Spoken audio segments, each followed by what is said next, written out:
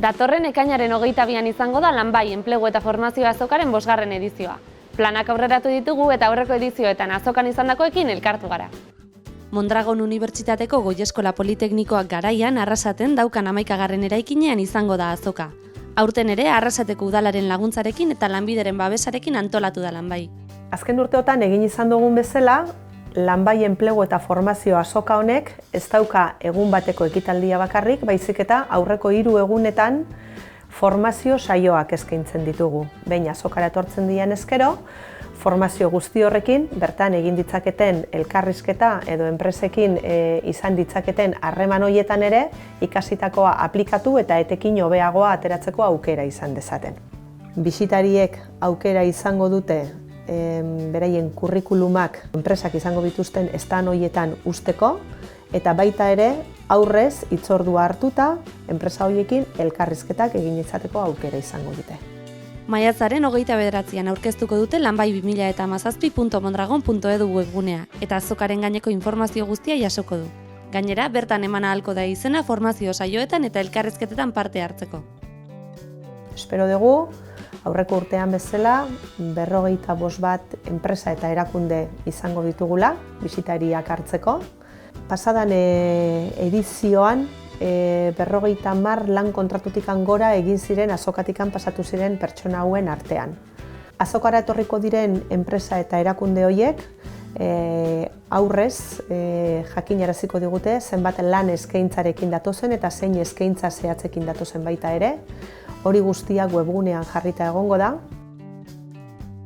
Akorretan e-maila jaso gendula izaskun gure masterreko tutori esanak, Bialduzkun esaten dauela oferta bat kirol beterako, marketing digitala ikasi naben, eta izaskun dauela oferta bat alor horretarako.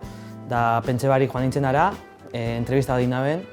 Momentu hortan lanik gabe gatu nintzen, aurretik 5 urteko lan esperientzia batek neukan, baina lanik gabe gatu nintzen, eta justu aukera hona iridu zitzaian, merkatua gehiago zabaltzeko eta aukera horiek irikitzeko. Formakuntzan informazioa jaso neben, elkarrizketak neben eta postu desberdinetan nire kurrikulumak itxi neben. Elkarrizketak ondo joan ziren, azkenien kirol beten dau, eta hori da seinali ondo joan zala, ezta? Eta bertatikan, ata zitzaian ondoren entrevista formal bat, baina ordurako ja Ulma Pakatsinen lana bilatu da neukan, aukera edo itxura ona zeukan bigarren entrevista horrek, baina hortan gehatu zen dere kasuan.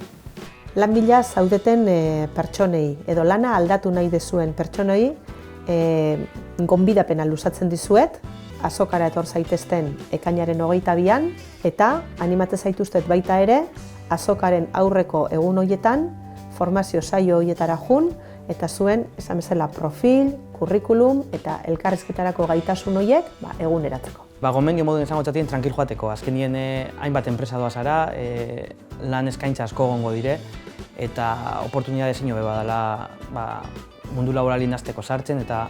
Momentu arratsalde baten edo goiz baten bertan, aukera dauketzulako enpresa pila bat, eta gaina izeneko enpresak bertan topatzeko eta beraiekin lehenengo entrevista bat izateko. Esango notzan fateko oso interesantia dela, enpresa asko dauzela bertan, informazio asko jasotzen duzula.